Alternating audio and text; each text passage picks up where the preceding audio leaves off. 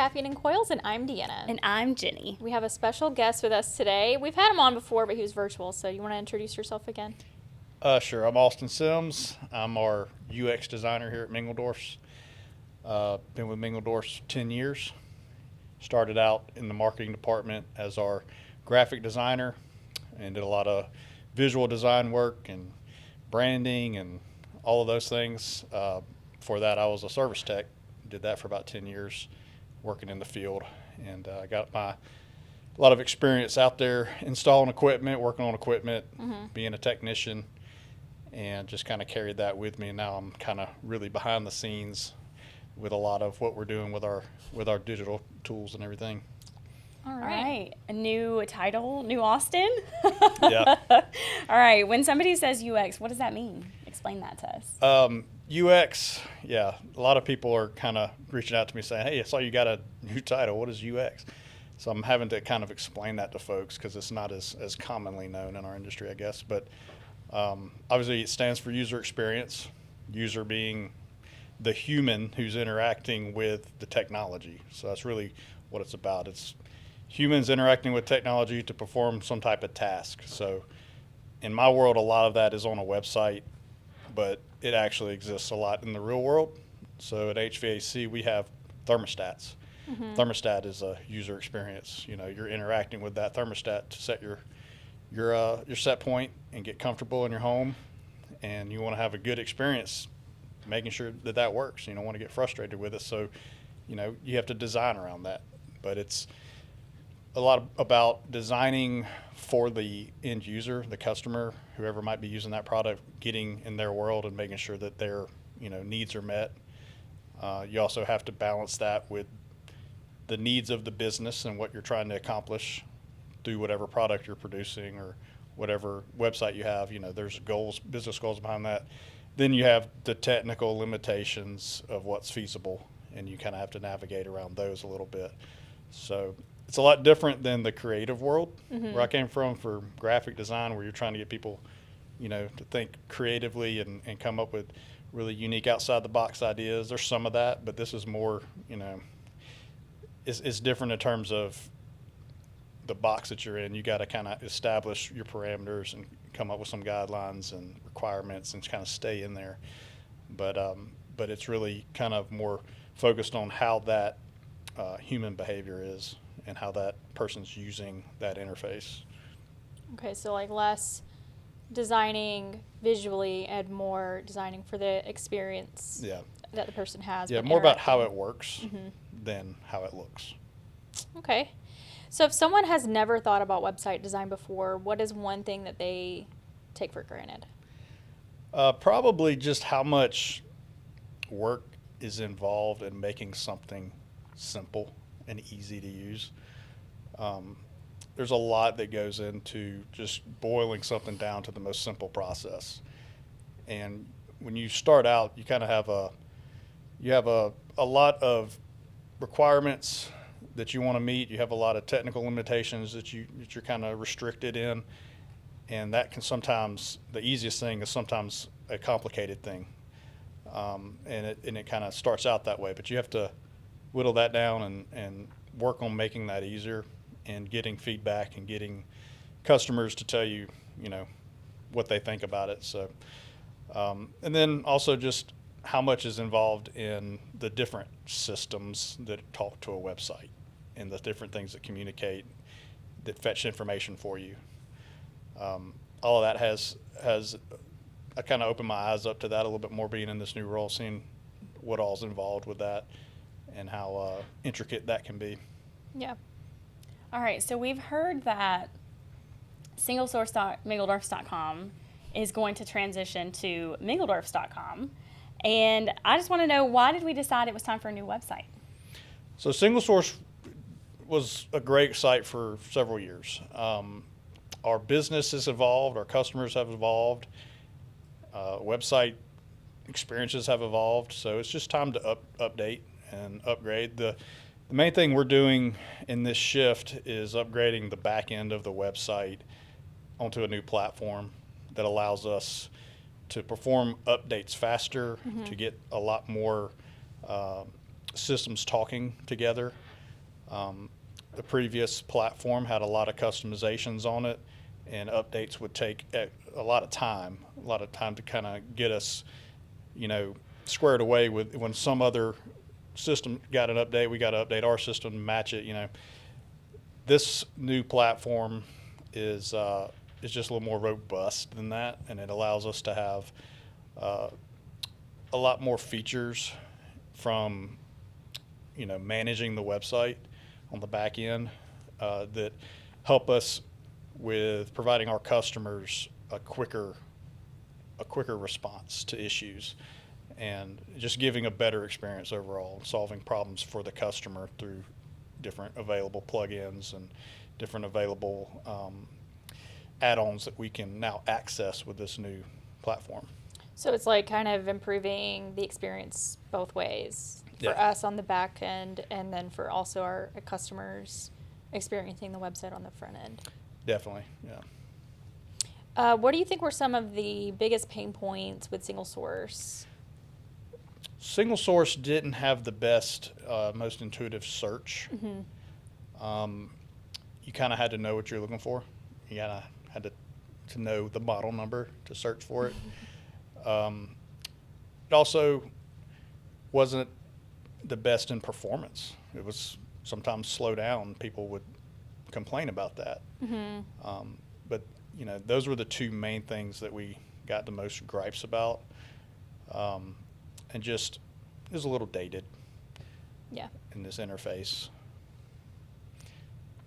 So, what have you learned most about how HVAC contractors shop online?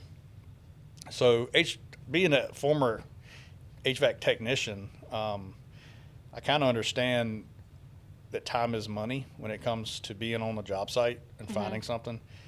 Because number one, you want to find the part or replacement option for the customer, get them a price, get them a quote, get it ordered so you can go pick it up and get back to the job, get that job done, get paid, and go home. So you're not really going online to shop like you would like a consumer. You're not just out there shopping. You got a task, you got a problem that you're trying to solve for someone else.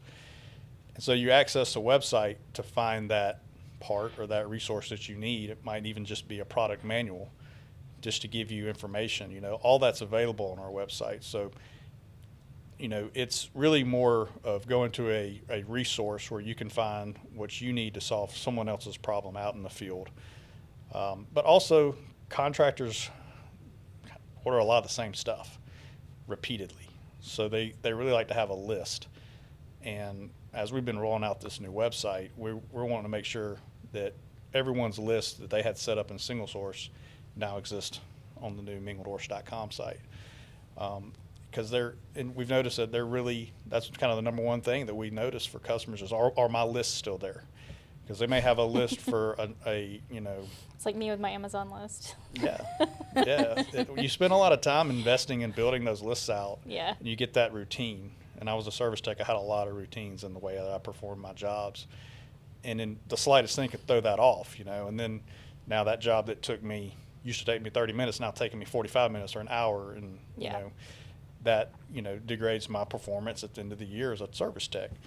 But our customers, they want to be able to shop for their most recently purchased items, their most commonly purchased items. And every customer has their own kind of preferences on what they prefer to buy, because we sell everything, Mm-hmm.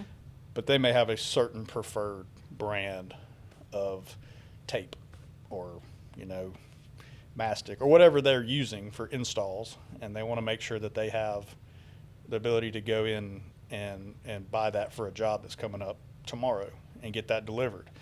And so they may have a list that's just dedicated for installs, and they may have one dedicated for like a new construction job. And so it's a lot different than your typical online shopper that's just kind of browsing around. Our customers, they know what they're looking for, and they want to get it and get off the site and get back to work. Yeah. I think you're in a unique position for a UX designer because you also have the experience of being the user for the website. So you kind of know what people might be looking for. Yeah, and also just the experience of going to the counter, Mm-hmm. which is really kind of what I want to try to replicate on the site. It's, that personable connection that you have with your sales professional that is used to you coming into the site. They know what you're there for. I mean, used to you coming into their store. I want our site to know what you're there for. I want it to be easy for you to get what you need. It's not like you're having to start from scratch, you know. Yeah. You may have experienced like you go to a certain place and buy something, then you come back later, they got a new employee, and you got to kind of get them up to speed on what you're used to. I don't want the site to be like that every time you get on it. I want it to be familiar. Yeah. So, you know, there's an element of that human element that we have in our customer service in our stores, and a lot of people get used to that, and they want to have that kind of friendly relationship. And you can still do that. You can still call our stores, and you can still go to our stores and purchase things. But this is just another way to access that remotely, access that yourself, and place orders yourself. And then you can call the store and confirm it and have your little chit chat with them, you know, and catch up with them. And if you prefer texting, we do that too. Yeah, we do texting as well. Millennial. So what were some features that people were asking for over and over that they wanted implemented on the site? I would say, like we mentioned with search, that's a big one. And faster speeds. Yeah. Obviously. Some of the other things that we would hear are just quicker access to certain parts of the website, less clicks basically. Yeah. When you log in. And we're starting to see some of that come to fruition with this new website. We're really trying not to change a lot with it because we want it to stay familiar with what our customers have been used to with SingleSource. So a lot of what you'll see is very similar, may look a little different, but there's a little things here and there that we've improved to make that experience better without making it feel super different. Yeah. Okay, so what are some of those small improvements that have made a big difference, but it may just seem like it was small? I would say, aside from search, that's the biggest one. But that's not a small improvement. I think that's a really that's a big large one. improvement. It is very big. But just some consistency, things that you access on the website need to feel consistent and cohesive and familiar. And accessing certain files and documents on the website, just making sure that that's easier to download, easier to view. I mean, there's little things where I noticed we had it set up where you had to kind of download something just to view it. Now you can open it and just view it in the browser. So that way you're not stuck with that file. If you decide to download it, you can. Okay, I like that. Yeah, me too. Little things like that, you know. Yeah. Little Yeah, those improvements. are good ones. So what feature are you personally most excited about besides search? I would say I got to go with search, honestly. For me, it's Yeah. that it's mingledorfs.com. Okay, that is so mine too. Okay. Like, Yeah. Yeah. I specifically remember conversations taking place in the conference room with like me, you, and Theo, like the director of marketing, and being like, why can't it just be mingledorfs.com? Like, and everybody was like, no, it has to be SingleSource. And so I just really want to rub y'all's nose in it that Yeah. that's right. And I'm just kidding. I'm just kidding. Like, as a consumer, that is what I think of to go to when I want to buy something from Yeah. Yeah, someone. like, Is it I go to always- their website.com. Like, it or their always name.com. throws me off that if I want to shop online for Aldi, I have to do shop.aldi.com or whatever. And Yeah. I'm like, it should just be aldi.com. Like, or Publix is the same way. I think they have like a small caveat with theirs too. Clearly I do a lot of online grocery shopping because I know this, but it should, in my mind, I just should always be like Publix.com or Aldi.com or Mingledorfs.com, and I should reach their e-commerce through like one or two more clicks. Yeah, that's something that is really a big deal because that gives us a lot more analytics and different things on the back end. But it is, a lot easier to just say, hey, go to mingledorfs.com and start shopping, or go to Yeah. our website. Before our main website was really more of a who we are. Yeah. Why do business with Mingledorfs kind of website. And it wasn't bad. I don't want to throw shade or anything. It wasn't bad. It was just, I guess, as like a just an online shopper, an avid online shopper, I think that's where our brain goes. So like, I think it just makes more sense and will give us more visibility online. Exactly. Yeah. All right. So we all know contractors don't want to spend time hunting for parts. Tell me more about this search. I want to get deeper into why the search is better. So we got a really robust platform now for search. This search actually, first of all, I will say this. You need to log into the website, sign in when you get on there if you want to access the full search potential. That's very important. If you're not signed in, you're not going to get that full potential. But when you sign in, you have access to AI-powered search. Okay. And so it'll notice what you're searching for and what you're clicking on after you search for that, and it'll start tuning your results to be more relevant to what you're looking for. And so over time, as our users get on the site and start shopping, our search is kind of building a model around that behavior.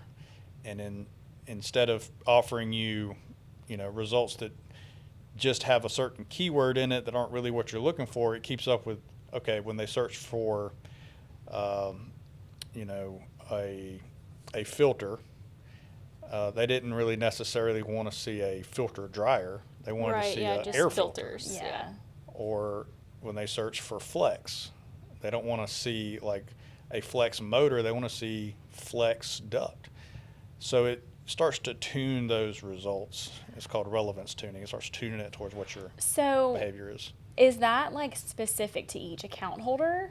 Like, does it basically build out what you're looking for based off of your login? Yes. Okay, so if I log in and put something in, and then you log in and type in the same thing, it could give us different search results based off of what we've previously searched. Yeah. Oh, that's cool. Okay, all It's right. tailored to the individual user and their individual device that they're using. So if you're using the website on your phone, you may get slightly different results than using it on your desktop.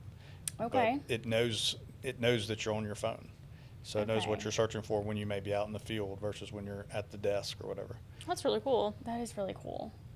I guess I have some more questions about that because as you know, we have so many aftermarket parts and supplies that I use the website, or I did use SingleSource a good bit in the beginning until I started having my own issues with it. But what about inventory? Does it display inventory in an easier manner? I know that was like one of my personal hiccups with SingleSource is sometimes it was hard to get to be able to see inventory in all locations. Yeah, so by default, we have it currently set up where it'll show you what's in stock at your current warehouse. Chosen store. Okay. So sometimes if you get on the website and you start searching for something, you're not seeing anything, go uncheck that filter. But that will we want to automatically show you, what you're shopping for at your local store. Gotcha. But we also show whether it's in stock, whether it's, out of stock, but also how many's in stock at your local branch. And you can check availability and look at all of our stores. Oh, and cool. you can shop multiple stores, and see, especially in this market up here in North Georgia and Atlanta, you may be all over the place. So you may shop 3 or 4 different locations. Some customers are limited to just one store because they're maybe more rural, but usually you can find out kind of holistically what we have in stock based on your account settings, what stores you have access to, and what inventory is available. So nice. So yeah, you can find out the price. You can find out if it's available. You can find out, get your part numbers and all that, so that you can go, keep track of all that, make sure you have it ordered and arrives in time for your customer. And if it's not in stock, then we'll generate an order, and it may be a back order, and we'll send you a notification letting you know that, hey, we still got your order. It's not available yet. It's coming. We're basically just means we're probably going to have to transfer that from another store or something to get it to you. But we don't want you to think that it's not available, so we're going to still let you buy it. Okay. What are some things that are staying the same? So your support in the website, we have a robust, team of people who support the website. Your access through your same login email. It's going to stay the same. Your, like I mentioned earlier, your lists, your wish list, we call them a wish list in SingleSource. Those will be available. So all your account settings and all your users and all your information from SingleSource is going to be migrated over to the new website. Okay, so there's nothing we need to do as far as like setting up new logins or anything like that. Like all of that we just change the URL we're using. Right. Yeah. Okay. Okay. You're going to go to a different URL, obviously, mingledorse.com. Now you are going to need to set a new password. Okay, so you have to change your password. Okay. Yeah, we've migrated your account. We've kept your username, which is Okay. the same email address that you've used for SingleSource, but you'll need to go through a process where you reset that password. And you can use the same password if you want to. That's what I'll say. If you like that password, that's fine. You can use it and then save it, and that's the same credentials. But you have to set that up. There's a step involved where you have to put that new password in, and then once you do that, you can log in, and you should have everything there, just like you did in SingleSource. Okay. So we've had some beta testing happening, and we've kind of done a soft launch of the website. We've also obviously had our own employees testing the website. What is the funniest or strangest piece of feedback that you've received? Yeah, we get a lot of feedback, and that's good. We want to encourage as much feedback. So I would say no feedback's bad feedback, but I mean, we've gotten stuff that's just really kind of generic. Like this one person just said, this website sucks. Oh. You know, and it's like, what does that mean? Mm-hmm. But we reach out and we find out what their issue was, and it was happened to be something we fixed that day when we wrote a message. All right, how about now? You know, it was just a small issue, but that's just because they got frustrated, and that points out an issue that we can resolve. But we already knew we were fixing it. We were making it better anyways. And then also we get customers that go in, and even though we've kind of worked out a workflow that we think is perfect for the user, we'll get feedback from a customer that did something a completely opposite way, and they preferred that. And it's like, oh, okay. Isn't the human brain so interesting? Because like we think like, okay, well, this will be the thought process in this, order. And then somebody just like throws it way out of whack and does it a completely different way. But it's not wrong. It's just different. Yeah. Yeah. It's wild. Yeah, it's kind of one of those things that's subjective. And to relate it back to HVAC, comfort is subjective. Everyone's comfort is different, I like my indoor comfort at 55% relative humidity and 74 degrees. Team 74 over here. Okay, you guys are living in a terrarium. I prefer 70 degrees.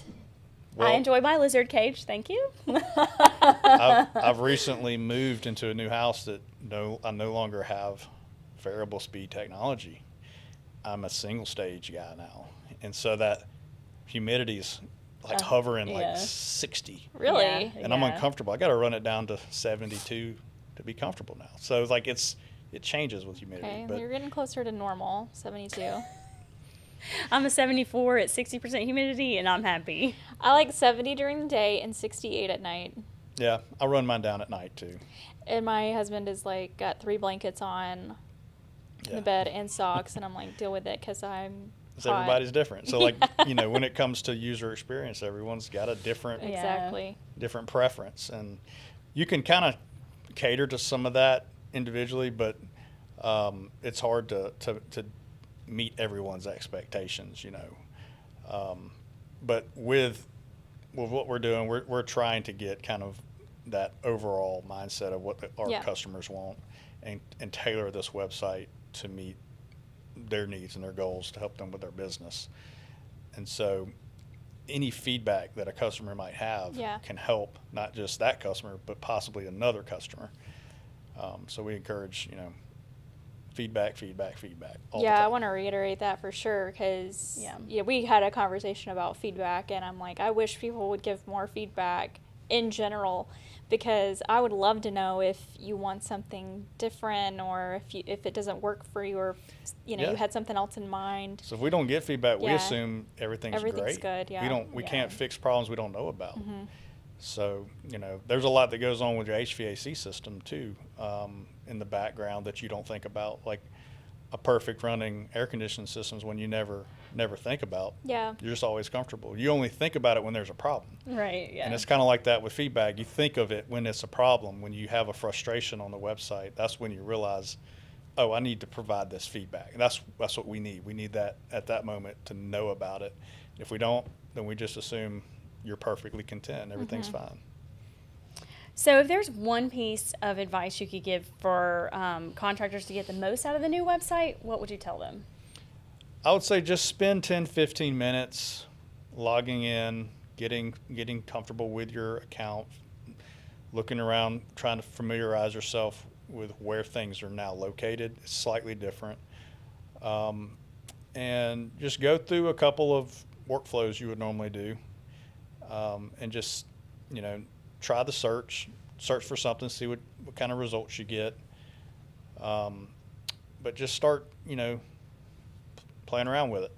It's not rocket science. It's just a website. You can go on there and learn how to use a website pretty easily. It's not something to be afraid of, but it's a new experience when you're used to having this routine with this other platform, and you're used to, you spent the time learning that platform, and now you're shifting to something new. It can be a little daunting, but that's why we're trying to keep it very similar, because we don't want to create a lot of friction, especially, anything that's going to impact our customers' businesses. We want to make sure that transition is smooth, which is why we've been doing more of a structured rollout with this. We've been going to different districts and getting our sales teams up to speed on it, and letting them ask us questions and kind of doing more interactive workshops so that they feel comfortable supporting their customers with it.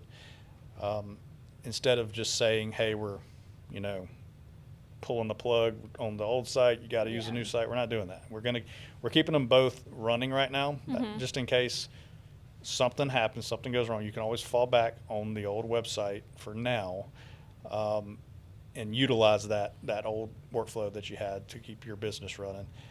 But eventually we have to sunset that website. Do we have a date picked out for sunsetting the website? Yeah, it's going to be just after Labor Day. Okay. I think it's September 4th. Okay. That'll be the date that we want to take the site offline. Okay. All right. And where can customers go if they have any questions or need help or want to give you some of that feedback? So the feedback. Austin at Mingle. No, I'm No. just kidding. Don't blow my inbox up. We prefer that you use the feedback button on the website. So it's a little red button on the right-hand side. It's a form that you can fill out, and it'll give you certain parameters, and you can categorize your feedback and type it all out, provide images and all that. But it also gives our developers insights onto like what browser you're using, what device you're using, because that can kind of change some of the Okay, yeah, that makes sense, because that way issues. we already know the answers to those questions. We don't have to follow up Exactly. with more We don't have to ask, all right, Yeah. were you using your mobile device? Were you on a desktop? What browser were you using? Because we're troubleshooting. And, as a service tech, you're constantly troubleshooting things, and you have to figure all that kind of stuff out. So that kind of gives us a head start, and then we can follow up with you through our support team, which will reach out and contact you and say, hey, we got your feedback. We want to let you know that we looked into it. Here's what we determined. Here's something you could try that will make that process easier. Or, hey, that's a good, example. We're working on fixing that bug or whatever. Thanks for pointing it out. Whatever it may be. That's the best way to do feedback. Highly encourage using that button. That's for anyone on the site. As far as getting help, we have some help documents on the website under the help section of the page. I think it's mingledorse.com/help. You can access that through like the top right of the header as well. There's some basic kind of documents in there, PDFs that you can look at to go through certain things like signing in, setting up an account, adding a new user. Okay. Just basic stuff there. We're adding a section on the site called the Pro Resource Center, where we're going to have even more tools for people who want to dive deeper into more specific workflows. So that'll be coming soon. And then also you can obviously reach out to your sales rep and get the conversation going with them. If they need to loop in our support team, then they can do that as well. Okay, sounds great. Good information. Yeah. So, as a longtime fan of the show, you know that we have our game that we're going to play. Okay, yeah. All right, so we're going to do 3 things in 5 seconds. You have to name 3 things. I'm going to give you a category. You have to name 3 in 5 seconds, and I'm going to actually go back and forth between y'all. Okay. This is actually Okay. perfect, I think. Okay, so first, all right, hang on, let me get my stopwatch going. All right, Austin, name 3 states in 5 seconds. Go. Florida, Alabama, Georgia. Oh, he did 1.75. Oh my gosh. I'm scared. Okay, I'm going to lose this game, Deanna. I'm going to actually give you the easier one. Okay. Jenny, name 3 vegetables in 5 seconds. Cucumbers, tomatoes, potatoes. Oh, okay, she did 2.5. Austin, name 3 presidents in 5 seconds. Lincoln, Washington, and Trump. Oh, okay.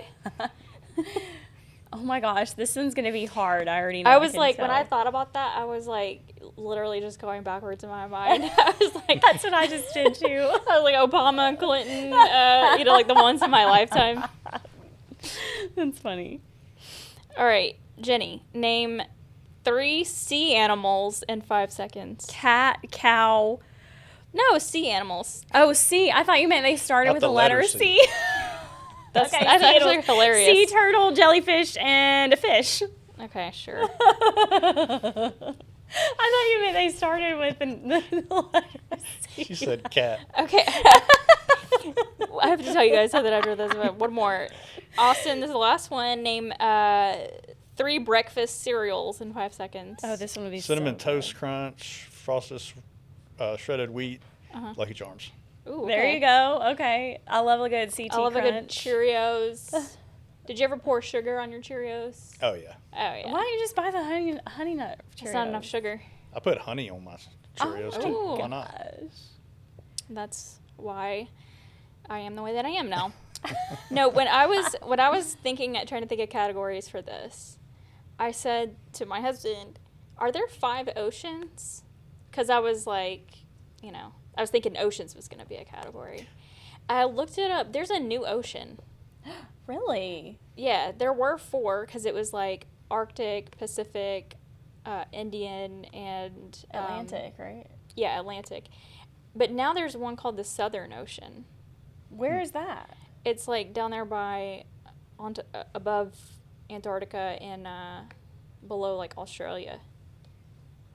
Oh, And I was how like, is what this the not heck? like newsworthy? I know. I'm like, what? Or was it on the New news and I ocean? just all of a missed sudden there's it? a new ocean. We're Gulf America now. I know we're kicking Pluto out of Yeah. the solar system. Wait, that It's, happened like, a long crazy. time ago, though. Okay, but Right? I'm old and Pluto was. It was the OG Part of for our- sure. yeah. Yeah. My young niece was learning about the planets, and she mentioned Pluto. I was like, that's not a planet anymore. And it just blew her mind. She didn't know that.